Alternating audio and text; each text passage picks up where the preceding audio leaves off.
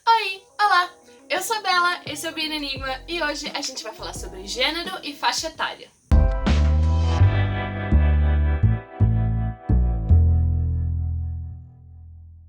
Eu acho que a essa altura todo mundo já conhece o conceito de gênero literário, mas ainda assim eu achei importante trazer ele de volta porque recentemente, como normalmente acontece, esse assunto subiu novamente no Twitter. O gênero é uma classificação arbitrária baseada no conteúdo do livro.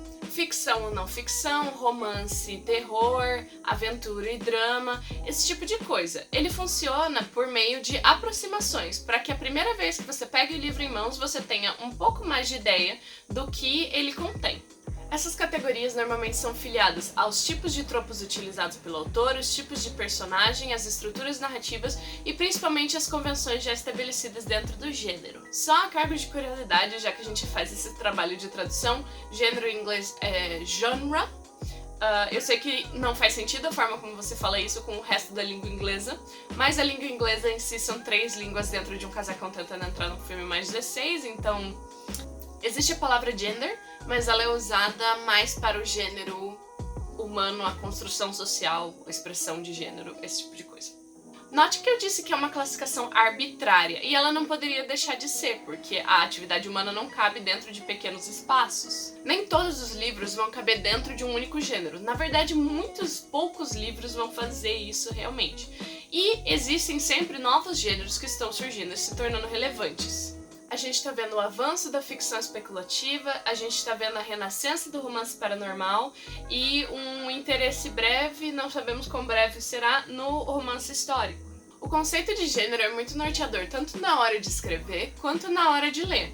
Muitas vezes quando a gente vai ver reviews ruins de livros que a gente adora dentro do nosso gênero favorito, a gente vê pessoas reclamando de coisas que acontecem dentro do gênero, de tropos que a gente já tá acostumado, inclusive a gente procura, mas que para outras pessoas podem ser considerados irritantes ou podem ser considerados furos de roteiro.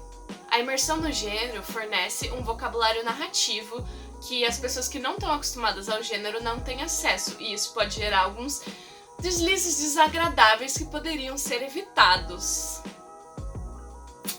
Basicamente, o que eu estou dizendo é: nunca tire um livro fora do seu contexto do gênero e do seu tempo. Existem algumas coisas que realmente são imperdoáveis, mas existem coisas que de repente foram irritantes pra você, mas que podem fazer sentido dentro do contexto. O grande debate que aconteceu no Twitter recentemente, porque tudo no Twitter se move muito rápido, é se LGBT deveria ser considerado um gênero. Eu sou da opinião que não, a menos que heterossexo fosse considerado um gênero também.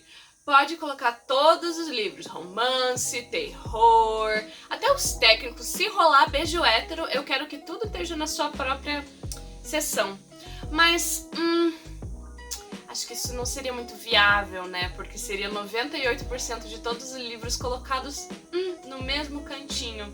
Acho que só do que eu falei já deu pra entender a idiotice dessa proposição, não é? Esse tipo de agrupamento não só invalida as histórias LGBT como histórias normais, como também agrupa todo um prisma de autores LGBT escrevendo sobre as próprias experiências que são altamente diversas dentro de um só saco, o que não faz o menor sentido. Seria apenas uma acomodação para um incômodo infantil de não querer olhar para fora do próprio umbigo. Não existe um padrão de tropos, nem de personagens fora a sexualidade, nem de estrutura narrativa dentro dos livros LGBT. Você tem tanto fantasia, quanto você tem drama, quanto você tem não ficção, quanto você tem terror, quanto você tem aventura, biografias, e a lista vai muito longe. E se a gente realmente criar uma categoria LGBT, qual é o limite? Se existe um personagem LGBT, se existe um relacionamento, esse livro de 600 páginas que tem um subplot LGBT, ele é considerado um livro LGBT? Se você inverte as questões, a coisa fica ridícula. A coisa fica muito ridícula. Mas tudo bem. Eu saí numa tangente, já voltamos para o assunto.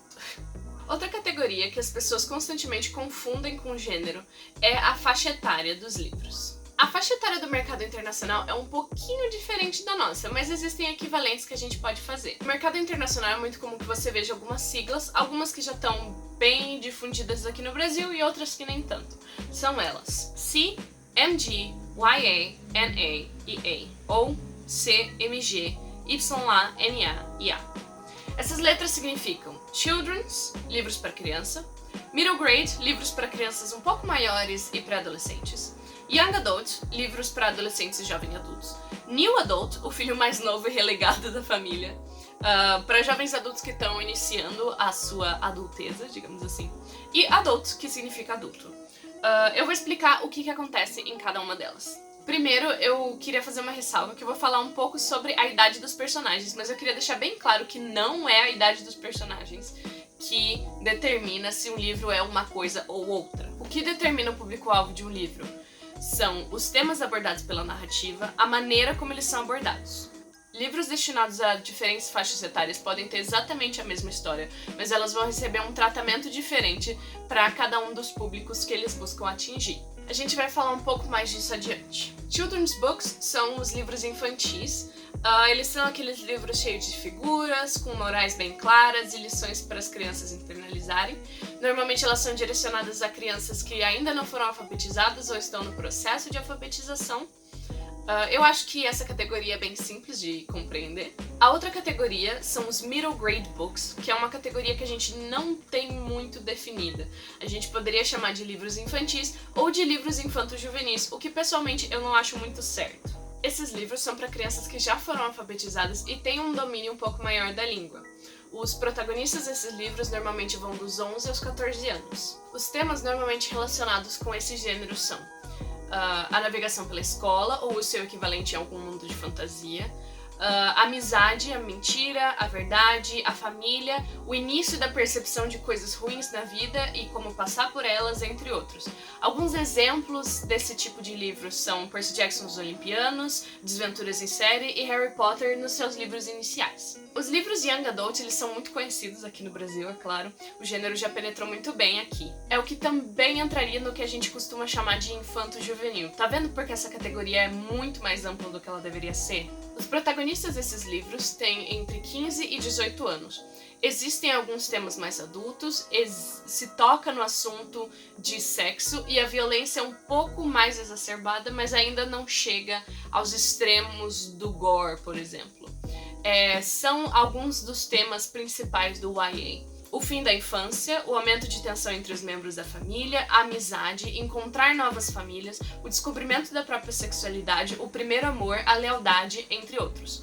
São exemplos desses livros Os Heróis do Olimpo, os últimos livros do Harry Potter, A Seleção, etc. O New Adult é uma nova categoria que tá ganhando muito espaço. Tem gente que diz que não existe e que para de tentar fazer o New Adult acontecer, isso nunca vai pegar. E tem gente que diz que é uma coisa certa e que existe, está crescendo. Inclusive, o meu livro, eu classifico ele como New Adult. O New Adult seria um meio termo entre a inocência do Young Adult e o libera geral, que seria o Adult, ou a literatura adulta. Os protagonistas do Young Adult normalmente têm de 18 a 25 anos, e alguns temas relacionados com a faixa etária são o início da vida adulta, a quebra de vínculos infantis, as descobertas de como navegar por um mundo adulto e sustentar a si próprio, descobertas sexuais mais profundas, perspectiva de casamento e outras atividades relacionadas como a vida adulta, a entrada na faculdade ou o equivalente no seu mundo de fantasia, entre outros. O sexo e a violência nesses livros podem ser um pouco mais explícitos, mas não necessariamente. Alguns exemplos desses livros são Fangirl e Cidade da Lua Crescente, assim como outros. Os livros adultos também são bem conhecidos. Normalmente os personagens são um pouco mais velhos, eles têm de 25 anos pra cima, 30, 40 anos. Eles navegam questões da vida adulta já estabelecida, então problemas no emprego, no casamento, filhos, traição, esse tipo de coisa.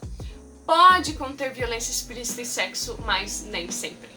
Por que é importante pensar em gênero quando a gente está escrevendo?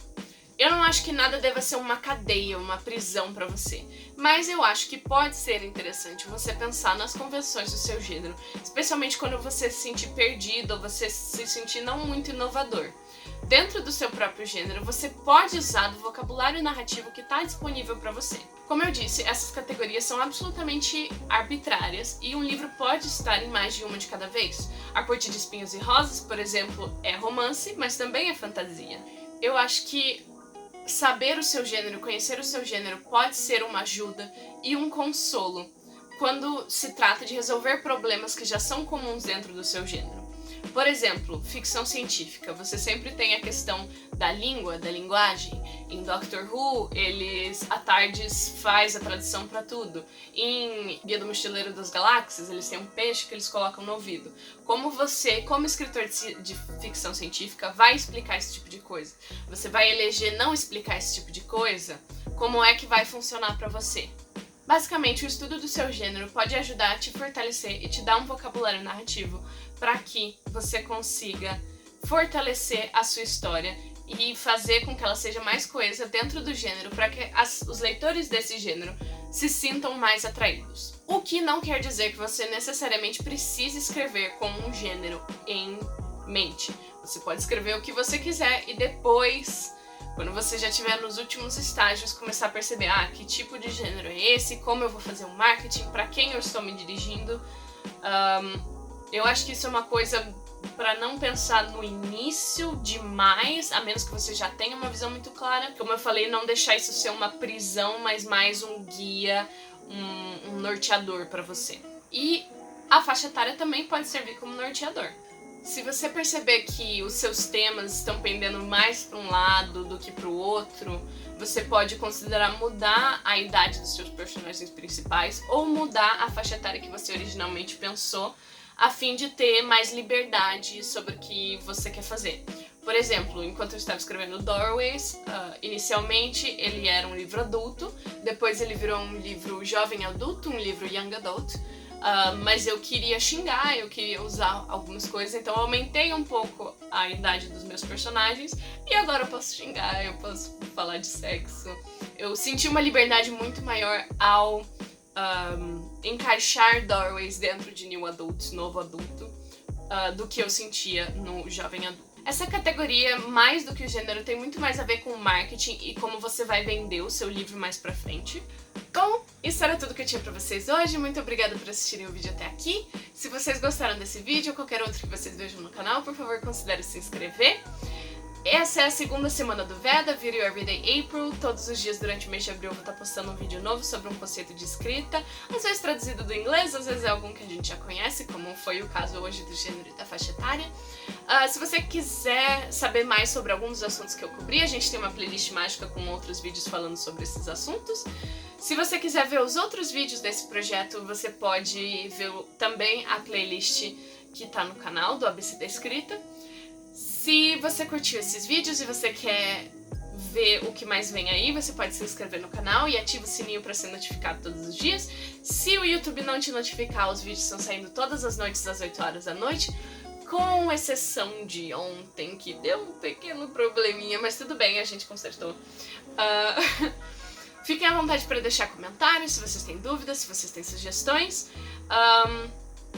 E é isso. Eu vejo vocês amanhã. Muito obrigada por assistir e tchau!